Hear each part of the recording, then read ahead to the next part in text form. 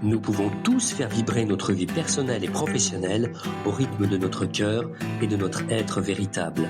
Chaque jour, je vous accompagne à oser une vie libre, inspirante et pleine de sens. Je suis Frédéric May, créateur de sens et de potentiel pour l'être humain, et bienvenue sur ce podcast Oser ma vie. Aujourd'hui, on est fin juillet. Beaucoup d'entre vous m'écoutent peut-être depuis une terrasse, une plage, une voiture sur une aire d'autoroute ou à l'inverse depuis un bureau resté allumé pendant que tout le monde est parti. Où que vous soyez, j'ai une question à vous poser avant même de commencer. À quand remonte la dernière fois où vous êtes resté 30 minutes sans rien faire, sans téléphone, sans objectif, sans même chercher à vous reposer activement, juste là?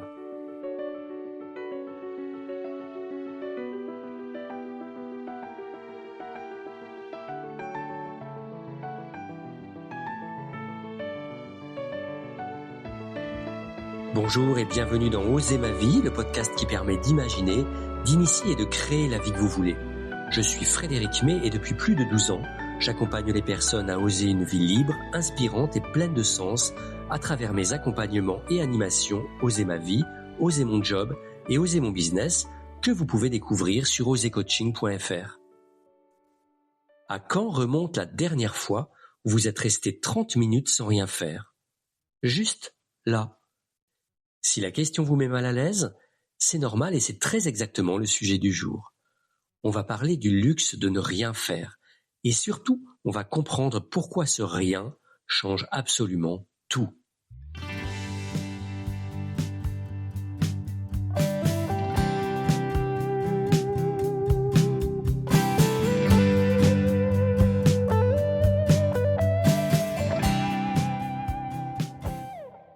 Il y a une scène que beaucoup d'entre vous connaissent. Vous prenez quelques jours pour décompresser et changer d'air, et puis au bout de quelques jours, quelque chose d'étrange se produit. Une angoisse sourde apparaît, comme un sentiment de culpabilité, un écho désagréable. Une petite voix inconsciente qui dit « Tu es en train de perdre ton temps. Tu ne fais rien là. Tu devrais faire quelque chose de ta journée. Tu ne peux pas rester là sans rien faire. » Cette voix-là, elle ne vient pas de nulle part. Elle vient d'une croyance que nous avons intégrée au cours de nos premières décennies de vie, sans qu'on s'en rende compte. Celle que notre valeur se mesure à ce qu'on produit. Je fais, donc je suis. Je suis ce que je fais, et insidieusement remplacé par « je suis » tout court. Et le plus fascinant, c'est que même le repos, on a réussi à le rendre productif. On ne se repose plus, on recharge ses batteries. Vous avez remarqué ? C'est un vocabulaire d'usine appliqué à un être humain, comme si on était des outils qu'on remet en état pour mieux resservir. Regardez, même nos vacances modernes. On part se reposer avec une liste de choses à faire, des visites à cocher, des lieux à voir, des livres enrichissants à terminer. Et on documente tout ça pour que le repos lui-même devienne une forme de performance qu'on montre aux autres. Alors je vous repose la question plus précisément cette fois. La dernière fois que vous n'avez rien fait, rien produit, rien montré, c'était quand? Si vous ne trouvez pas de réponse claire, ne culpabilisez pas. C'est simplement le signe qu'on a, vous comme moi, grandi dans un monde qui a fait du vide quelque chose de suspect. Et c'est précisément cette croyance qu'on va aller déconstruire ensemble.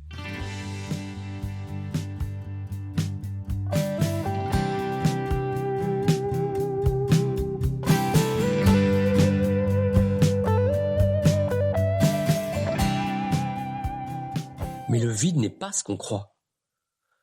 Voici ce qui va, je l'espère, changer votre regard aujourd'hui. Quand vous ne faites rien, votre cerveau, lui, ne s'arrête pas. Il change simplement de mode. Les neurosciences appellent ça le réseau du mode par défaut. C'est le circuit qui s'active précisément quand vous arrêtez de vous concentrer sur une tâche extérieure. Et c'est ce même réseau qui gère la créativité, qui relie des idées entre elles, qui résout en arrière-plan des problèmes que vous n'arrivez pas à résoudre en les regardant en face. Autrement dit, on ne pense jamais aussi bien qu'en ne pensant en apparence à rien du tout. Et ce n'est pas un hasard si certaines des plus grandes idées de l'histoire sont nées loin de tout effort volontaire. Archimède a trouvé le principe qui porte son nom dans son bain, pas à sa table de travail. Newton, lui, aurait formulé sa théorie de la gravitation en regardant tomber une pomme, allongée sous un arbre, pas en pleine réunion. Et vous, très certainement, vos meilleures idées ne vous viennent pas devant votre ordinateur à 15 heures ou devant un bloc-notes en pleine réunion. Elles vous viennent sous la douche, en marchant, en rêvant, en méditant ou juste avant de vous endormir. Il y a une deuxième chose plus profonde encore qu'il faut regarder en face. La vitesse est souvent une fuite. Fuite de nos pensées non résolues, fuite de nos questions qu'on préfère ne pas se poser, fuite de notre propre silence intérieur qui peut faire peur quand on n'a plus l'habitude de l'écouter. Pensez à la dernière fois où vous avez allumé la télévision ou la radio, ou consulté votre téléphone à peine la porte franchie, presque sans vous en rendre compte.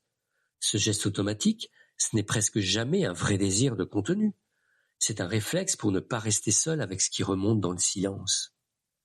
Tant qu'on est occupé, on n'a pas à se demander pourquoi on court.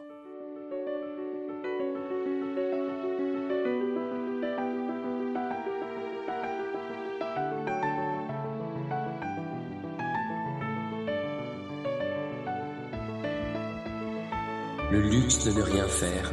C'est là que le mot luxe prend tout son sens. Ce n'est pas un luxe matériel, c'est un luxe psychique. Celui de pouvoir s'autoriser l'inconfort du vide sans le combler immédiatement par une notification, une série, une occupation. Un luxe que très peu de gens s'accordent.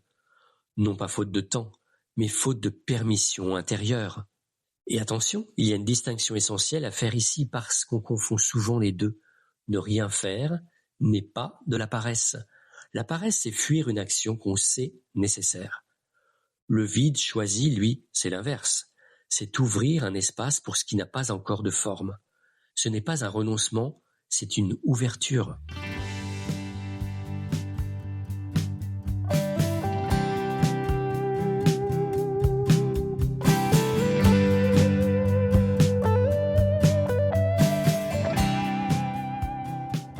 Alors, comment fait-on concrètement pour réapprendre ça, pour apprendre à habiter le vide ? Je vous propose 4 pistes simples à tester dès aujourd'hui. La première, c'est l'exercice des 20 minutes sans intention. Asseyez-vous si possible dehors, pas de téléphone, pas de livre, pas de musique et surtout, n'essayez pas de faire le vide activement, comme dans une méditation dirigée par exemple. Laissez simplement être. Je vous préviens, les 5 à 10 premières minutes sont super inconfortables. C'est normal, c'est le sevrage de la stimulation permanente. Tenez bon, ça passe. Par exemple, installez une chaise dans le jardin, sur le balcon, ou même simplement au bord du lit. Posez une minuterie si ça vous rassure, et laissez venir l'envie d'attraper le téléphone, l'agacement, l'ennui, les idées envahissantes, et puis souvent vers la 10e minute, quelque chose se relâche. La deuxième piste, c'est de distinguer le repos actif du repos passif. Si l'immobilité totale vous angoisse trop au début, commencez par des activités à très faible intensité mentale. Marcher sans but précis, regarder l'eau, observer les gens à une terrasse. Ce n'est pas encore rien faire au sens strict, mais ça ouvre exactement la même porte, en douceur. Caroline de Strasbourg me racontait qu'elle avait pris l'habitude chaque matin de vacances de marcher 20 minutes jusqu'à la boulangerie du village, sans écouteurs, sans podcast, oui, même pas celui-ci, juste le bruit de ses pas sur le gravier et le chant des cigales. Elle m'a confié que c'était devenu le meilleur moment de sa journée. La troisième, c'est ce que j'appelle la règle du sans compte-rendu. Offrez-vous chaque jour, si possible, un moment que vous ne raconterez à personne, que vous ne posterez nulle part. Retirez-le complètement du régime de la performance sociale. Ce moment n'existe que pour vous et pour personne d'autre. Ça peut être une gourmandise dégustée lentement dans la cuisine à 22 heures, quand tout le monde dort. Ça peut être une baignade au lever du jour avant que la plage ne se remplisse, ou bien une promenade sans but en pleine nature. Le seul critère, que ce moment n'existe que pour vous. Et la quatrième, c'est un petit rituel de transition entre l'été et la rentrée. Utilisez une partie de ces semaines pour repérer une question de fond, professionnelle, relationnelle, existentielle, celle qui n'émerge que dans les moments de vide. Notez-la simplement, ne cherchez pas à y répondre tout de suite. Vous venez de planter une graine, elle poussera au bon moment. Un simple carnet glissé au fond du sac de plage ou de piscine ou posé sur la table de nuit suffit. 3 lignes, pas plus. Vous serez surpris en les relisant à la rentrée de la clairvoyance qu'apporte parfois une phrase griffonnée un après-midi d'août. 4 pistes, un seul mouvement. Commencez à écouter en vous ce qui attend juste un peu d'espace pour éclore et se révéler. Je vous propose un engagement simple, à votre rythme et en conscience d'ici la fin de l'été. Offrez-vous 3 moments de vide volontaire, sans écran, sans justification et surtout sans culpabilité.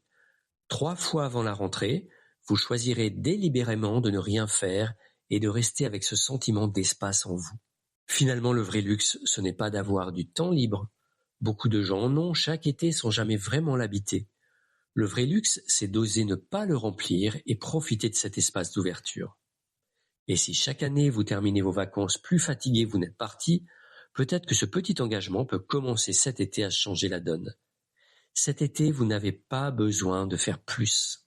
Vous avez peut-être simplement besoin d'oser faire moins et d'observer ce qui enfin a de la place pour émerger. Cette capacité à habiter le vide, on la retrouvera dès la rentrée dans les prochains épisodes consacrés à la reprise et à la clarté de décision. Le calme qu'on cultive aujourd'hui devient la lucidité de demain. Je vous souhaite un très bel été, prenez soin de vous et surtout, autorisez-vous à ne rien faire de temps en temps. Si cet épisode vous a touché, partagez-le avec quelqu'un qui a besoin de l'entendre et si vous voulez aller plus loin dans ce travail de connaissance de vous-même, retrouvez-moi sur osercoaching.fr.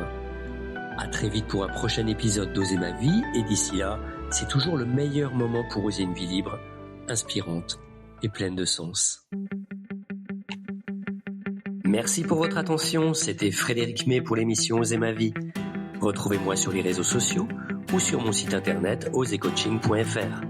Si vous avez aimé cet épisode, je vous invite à réagir en commentaire, à me laisser un petit audio ou à lever le pouce pour aimer ce podcast.